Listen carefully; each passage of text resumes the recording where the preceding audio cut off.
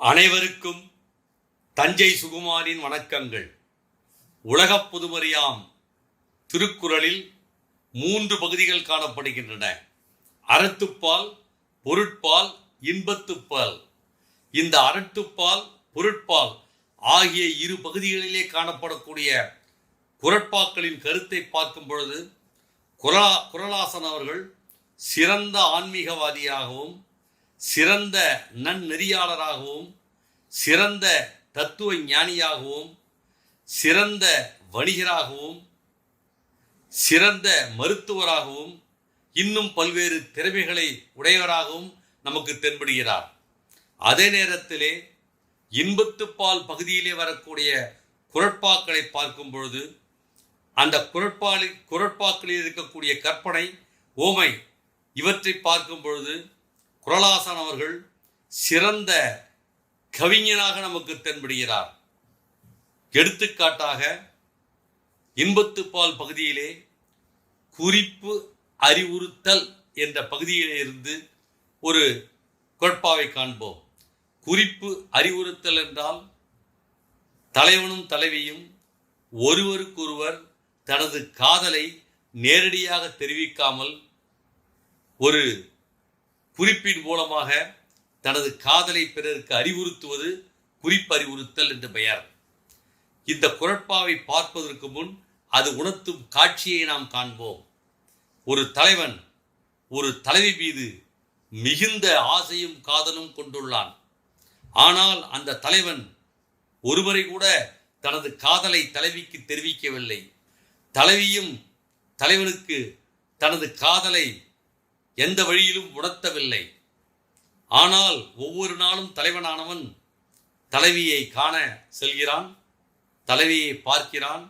ஆனால் இருவருக்கிடையே அந்த காதல் பரிமாறப்படவில்லை. இதை அவனது தோழன் உணர்கிறான். அந்த தோழன் தலைவனை பார்த்து, தலைவா, நீயும் உன் தலைவியை காண்பதற்காக ஒவ்வொரு நாளும் வருகிறாய், பார்க்கிறாய். ஆனால் ஒரு நாள் கூட உனது தலைவி தனது காதலை உனக்கு தெரிவிக்கவில்லை, உணர்த்தக்கூட இல்லையே என்று தோழன் சொல்கிறான். உடனே தலைவன், தோழனே, சற்று பொறுத்திரு.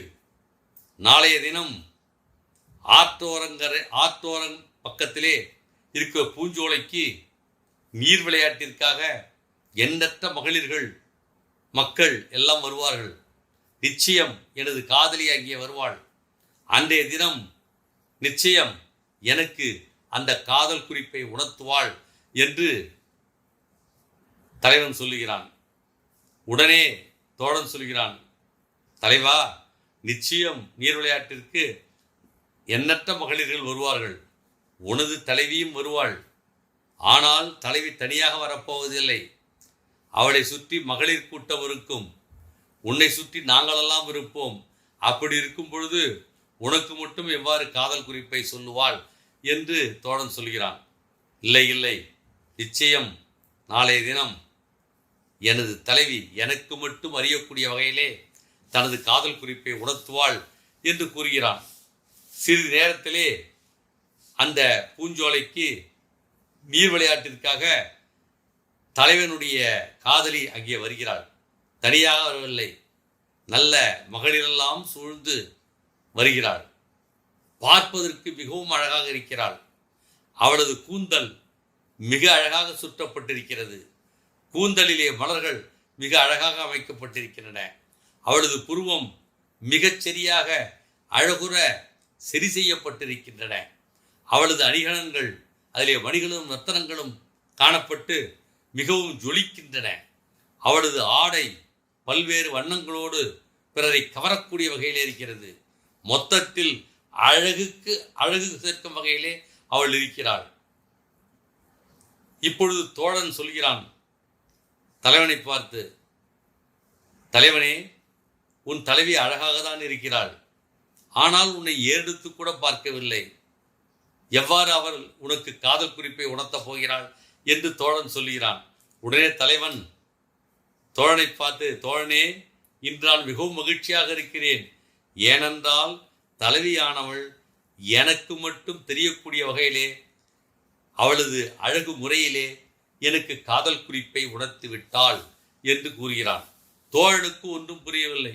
என்ன தலைவா, உன்னுடைய தலைவி பிற பெண்களைப் போல அழகுபடுத்தியிருக்கிறாள், அழகுற வந்திருக்கிறாள், மிக அழகாகத்தான் இருக்கிறாள். எவ்வாறு உனக்கு காதல் குறிப்பை உணர்த்துவாள் என்று கேட்கிறான். இல்லை இல்லை, அவள் அழகுபடுத்தும் முறை எனக்கு பிடித்த வகையிலே அழகுபடுத்தியிருக்கிறாள். அவளது அழகு பிறருக்கு அழகாகத்தான் தெரிகிறது. ஆனால் அந்த அழகிலே நுட்பமாக எனக்கு உணர்த்தக்கூடிய ஒரு காதல் குறிப்பு இருக்கிறது என்று தலைவன் சொல்கிறான். உடனே தோழன் கேட்கிறான், என்ன தலைவா, உணர்கிறாயா? அவள் அழகாக இருக்கிறாள். அவளது அழகிலே எவ்வாறு நுட்பமாக உனக்கு காதல் குறிப்பு தெரியும் என்று கேட்கிறான். உடனே தலைவன் சொல்கிறான், தோழனே இங்கே பார், இது ஒரு மணியாரம், அதாவது மணி மாலை. இதிலே மணிகள் வரிசையாக கோர்க்கப்பட்டிருக்கின்றன. இவ்வாறு மணிகள் வரிசையாக கோர்க்கப்பட்டிருக்கிறது எவ்வாறு என்று கேட்கிறான். உடனே தோழன் சொல்கிறான், என்ன தலைவா, இது தெரியாதா? அந்த மணியாரத்திலே மணிகள், ஒரு மணிகளுக்கிடையே சிறிய நூலிழை காணப்படுகிறது.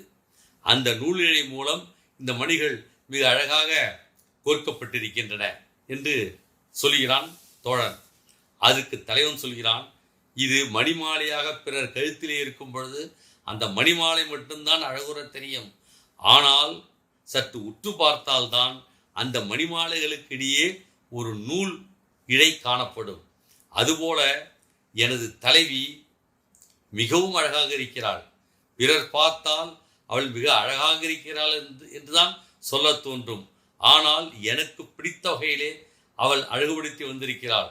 அவளது அழகிலே எனக்கு உணர்த்தக்கூடிய காதல் குறிப்பு நுட்பமாக தெரிகிறது. எவ்வாறு நுட்பமாக தெரிகிறது என்றால், அந்த மணியாரத்திலே அந்த மணிகளுக்கிடையே மிக நுட்பமாக நூலிழை செல்வது போல என் தலைவியினுடைய அழகிலே எனக்கு உணர்த்தக்கூடிய காதல் குறிப்பு இருக்கிறது என்று தலைவன் சொல்கிறான். அதை கேட்டு தோழன் அசந்து போகிறான். அதை உணர்த்தக்கூடிய அந்த காட்சியை உணர்த்தக்கூடிய குரட்பாவை காண்போம். மணியில் திகழ்தரு நூல் போல் மடந்தை அணியில் திகழ்வது ஒன்றுண்டு. மணியில் திகழ்தரு நூல் போல் மடந்தை அணியில் திகழ்வது ஒன்றுண்டு. அதாவது மணியில் திகழ்தரு நூல் போல், அதாவது ஒரு மணியாரம், மணிமாலை. அந்த மணிமாலையிலே வரிசையாக கோர்க்கப்பட்ட அந்த மணிகளுக்கிடையே விளங்குகின்ற, நுட்பமாக தெரிகின்ற அந்த நூல் போல் மடந்தை எனது காதலியின் அணியில், அவளது அழகிலே திகழ்வது ஒன்றுண்டு, விளங்கக்கூடிய ஒன்று இருக்கிறது. அது என்ன என்றால், எனக்கு உணர்த்தக்கூடிய ஒரு காதல் குறிப்பு. அதாவது ஒரு மணியாரத்திலே கோர்க்கப்பட்ட மணிகளுக்கிடையே நுட்பமாக அந்த நூலிழை செல்வது போல எனது தலைவியின் அழகிலே எனக்கு மட்டும் உணர்த்தக்கூடிய ஒரு காதல் குறிப்பு இருக்கிறது என்று தலைவன் சொல்கிறான். மணியில் திகழ்தரு நூல் போல் மடந்தை அணியில் திகழ்வது ஒன்றுண்டு என்று இந்த குரட்பா வருகிறது. இதுபோன்று நல்ல ஓமைநயமிக்க குரட்பாக்கள் இன்பத்தால் பகுதியிலே காணப்படுகின்றன. அந்த இன்பத்துப்பால் பகுதியில் இருக்கக்கூடிய குரட்பாக்களை நாம் படித்தால் நிச்சயமாக குரலாசன் அவர்கள் ஒரு மாபெரும் கவிஞன் என்று நினைக்க தோன்றும்.